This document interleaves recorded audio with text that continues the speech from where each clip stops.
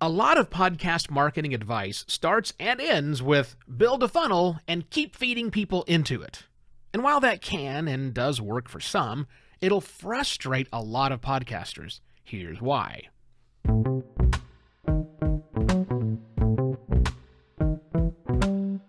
Hello and welcome to another Podcast Pontifications with me, Evo Terra.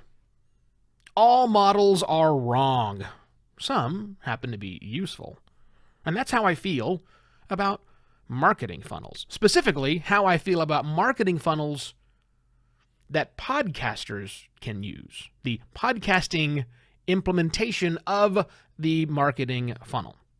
Now, I'm not going to bore you with the vagaries of a marketing funnel if you're not aware of them. The big idea that if you need to know it, is just simply this. The funnel moves people from awareness to consideration to purchase. That's it.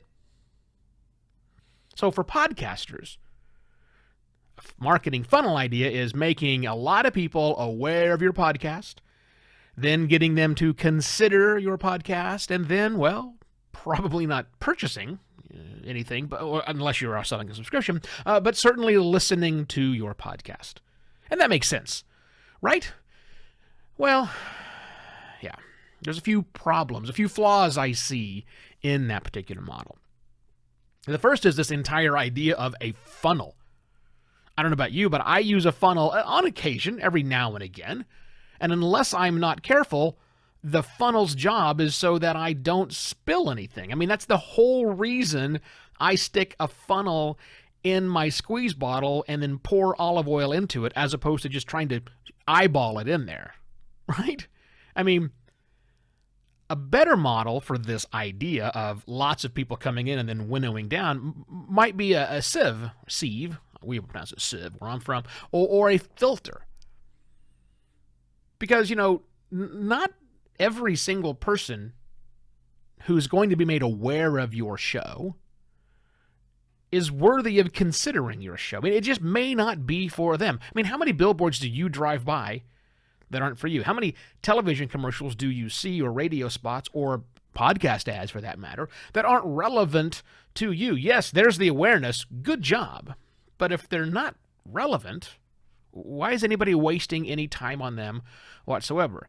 So again, that's the idea of a funnel would keep everybody in there. They can't get out, and they need to get out. And I think that matters for your podcast efforts as well, right? I think you, just like me, should make it abundantly clear and very quickly clear when your show isn't for someone. I can't stop the awareness from happening, but I can certainly block it before it goes to consideration set. I don't want people who are looking for advice on how to buy a mobile home to listen to my podcast. It makes zero sense whatsoever. So if you're out there using mystery and intrigue as part of your awareness content, well, you might want to reconsider doing that. I'd make it very, very plain. You should make it very, very plain as to whom your content is actually for. Now, another flaw in the funnel model is that there's only one entry point to a funnel, the top. You have to pour things in from the top of the funnel, and then they filter down. But in reality, people discover podcasts from many different points. They enter their own funnel, if you will, from lots of places, not always from that top awareness campaign. I mean, sure, they might see a social post thanks to an algorithm, or maybe a friend shared. They'd never heard of you before, and that's great. But where do you drop them into your funnel process? Because if you're sharing a link, it might be an audiogram you're sharing. It might be your episode detail page. Who knows what it is? Or you need to ask yourself that question. What are they seeing? Where, and whatever you drop them off to, where is that in this funnel that you developed? They might be searching for a topic, like using a search engine to search for something, and your episode detail page pops up. It's the very first interaction they have with you is that episode detail page. They have no idea maybe it's even a podcast. What's that experience like? Or maybe they're on YouTube watching videos, and your video from your podcast, whether it's a clip or the entire episode, maybe that was suggested to them by YouTube. YouTube, you'll recall, is the most often cited service people use to listen to and discover podcasts. So are they going to click and watch? What's your imagery look like? Does that entice them to click? Should they be clicking? And if they do click and watch the video, now what are they going to do? Finally, there's the problem of gravity. I know, gravity, physics talk in a podcast conversation.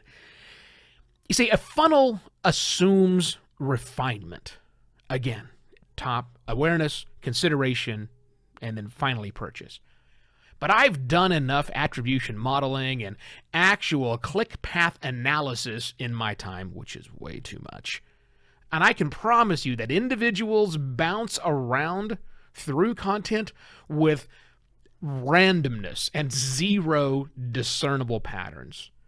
On an individual level, it is completely impossible to predict what someone is going to do once they've entered your funnel. Yes, there are probabilities, but an individual will do weirder things than you can possibly imagine, I promise you.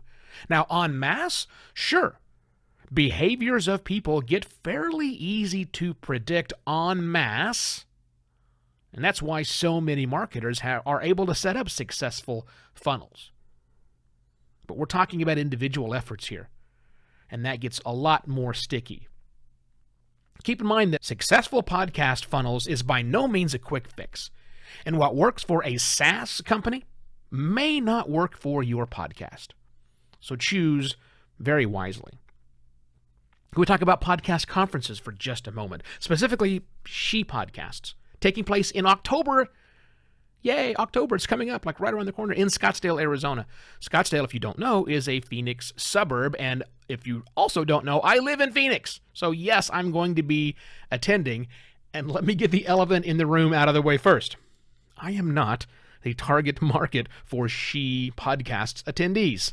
No, their target is, reading this from them, female identifying, and non-binary podcasters, audio content creators, and storytellers. Well, I'm the last part of those things, but I'm not female identifying, or non-binary. Look, that doesn't mean that cisgender dudes aren't welcome at the conference. We are. They want us to attend as well. So please do. I'm going to be attending all the parties that I can get to. I'm going to be watching the presentations and generally doing what I do best at podcast conferences, which is conversing with other podcasters and evangelizing the need for everybody to make podcasting better. So if you're coming to She Podcast, please drop me a line and let me know. evo@simpler.media. Also, make it a point to stop by the table. I'll be staffing the entire time because I've got some really, really cool swag, special just for people that I meet in person who listen to Podcast Pontification. So definitely come by and say hi. If you want to come and you haven't yet booked tickets, I talked Jess into giving us a great coupon code, AZPOD. If you type in AZPOD at the beginning of your checkout process, you're going to save like $100 on your ticket. So sweet. Yeah. shepodcasts.com/live. There'll be a link, obviously, in the episode notes. And no, by the way, this was not a paid-for ad spot. This is just me promoting something I think that you should attend. Now, if you got value out of today's show, please return some of that value, either by using the value for value-enabled listening apps to send me some Satoshis. Ooh, I'm almost up to 20,000 sats, baby. Sats, not dollars. Dollars would be nice, but I'll take the sats so I can spread them around as well. And if that's not in the cards for you, because let's face it, the onboarding process for the value for value stuff is way too complicated for just about everyone out there, then please visit buymeacoffee.com/evoterra and sign up for a virtual coffee contribution, or 12 of those. That'd be nice. That's it. I shall be back tomorrow with yet another podcast, Pontifications. Cheers.